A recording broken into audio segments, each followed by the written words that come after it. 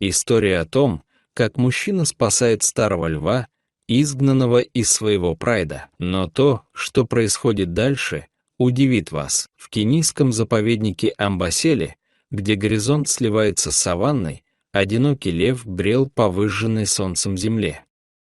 Когда-то он был грозным вожаком, королем этой территории, чей рык заставлял трепетать даже буйволов. Но время не пощадило его. Его грива поредела и потускнела, взгляд стал болезненным, а из пасти торчали лишь редкие зубы. Ребра проступали сквозь обвисшую кожу, на боках виднелись шрамы от старых ран.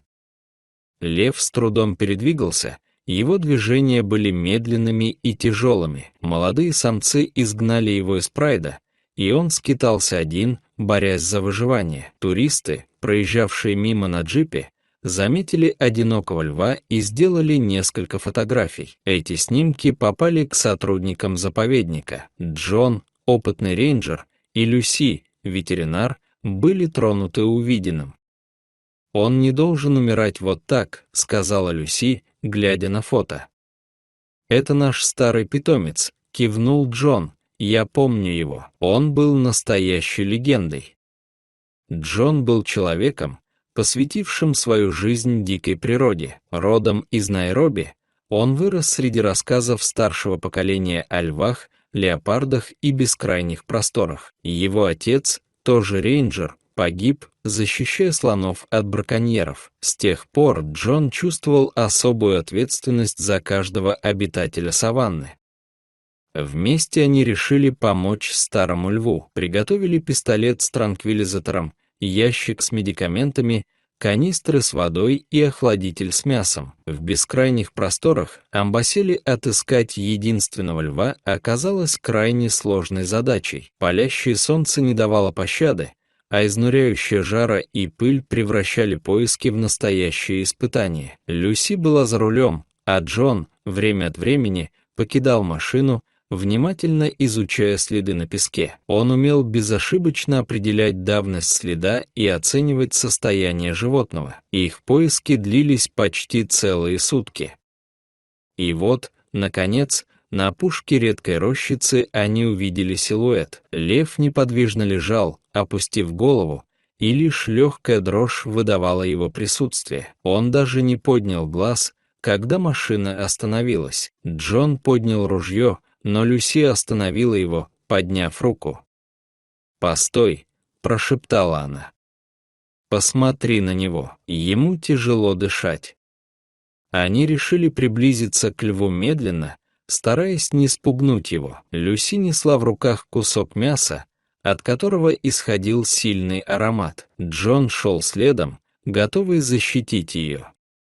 Лев, уловив запах, едва приоткрыл веки и издал тихий фыркающий звук, слабо пошевелившись. Однако, когда Люси аккуратно положила мясо неподалеку, он вытянул шею, пытаясь схватить его. Силы были на исходе, но инстинкт подсказывал, нужно есть. Пока лев сосредоточенно ел, с трудом пережевывая мясо из-за стертых зубов, Алекс провел подкожную инъекцию поддерживающего препарата, стараясь сделать это максимально незаметно для животного. Реакция в виде легкого вздрагивания мышц и тихого, скорее от удивления, рычания была минимальной. Важнее всего было то, что животное не прекратило есть, лишь немного отстранившись. Это свидетельствовало о том, что доверие животного преобладало над страхом. Алекс внимательно наблюдал за ним, стараясь не делать резких движений. Между ними возникла особая связь, нечто большее,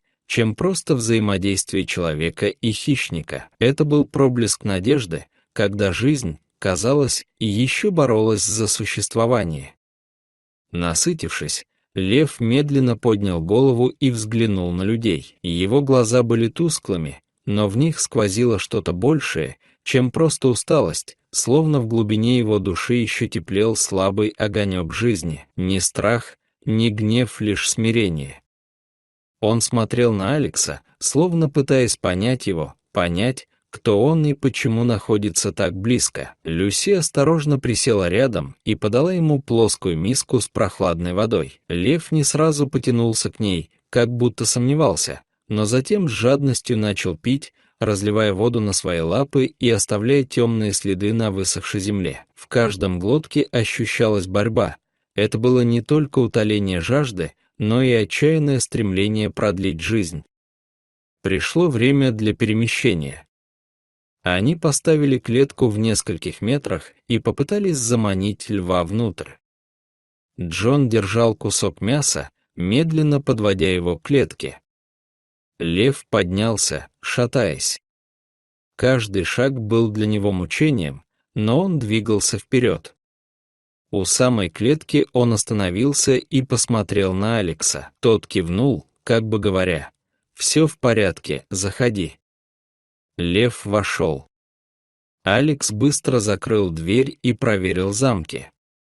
Они с облегчением выдохнули. Лев лег, положив голову на лапы, с выражением спокойствия. Он больше не сопротивлялся. Клетку, в которой находилось животное, аккуратно подняли и поместили в грузовой отсек. Несмотря на то, что дорога оказалась весьма неровной, Люси вела автомобиль с предельной осторожностью, замедляя ход и избегая резких толчков. Для защиты от солнечных лучей сверху на клетку натянули специальную сетку. Жители лагеря, увидев прибывший груз, не смогли сдержать изумленных возгласов. Местные дети, испугавшись, прижались к своим родителям. Перед ними был тот самый лев, чьи истории передавались из уст в уста. В центре восстановления животных для него был подготовлен отдельный изолированный вольер, пол которого был устлан мягкой соломой.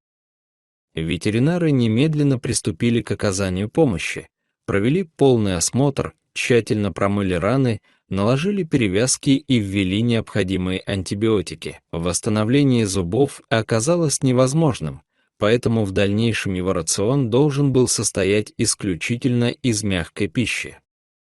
Таким образом, начался его путь к выздоровлению. Ежедневно проводились процедуры по обработке ран, а каждое утро его кормили специальным фаршем. Джон регулярно навещал старого льва, проводя время рядом с ним. Порой они просто молчали, а иногда Джон делился историями о мире за пределами клетки. Постепенно лев начал испытывать привязанность к Джону и Люси. Его прежняя настороженность сменилась более мягким приветствием, тихим урчанием, в котором угадывалась усталость, но и зарождающееся доверие. Завидев знакомые фигуры, он мог подняться и медленно подойти к ограде, прижимаясь мордой к прутьям, словно ища утешения и внимания. Особенно он радовался появлению Джона, чье присутствие приносило ему спокойствие. В редкие моменты лев позволял себя погладить, и тогда Джон осторожно касался его плеча или шеи, ощущая под шерстью напряжение старых, но мощных мышц. Это доверие не возникло спонтанно, а было результатом долгих дней тишины, заботы и терпения. Теперь его прежняя жизнь на воле осталась в прошлом. Он больше не нуждался в борьбе. Теперь рядом были те, кто его поддерживал. Последние дни он провел в атмосфере покоя и заботы.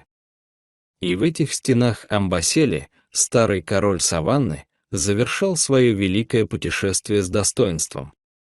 Потому что даже в самой суровой, дикой природе есть место состраданию. Дорогие зрители, что вы думаете об этой истории?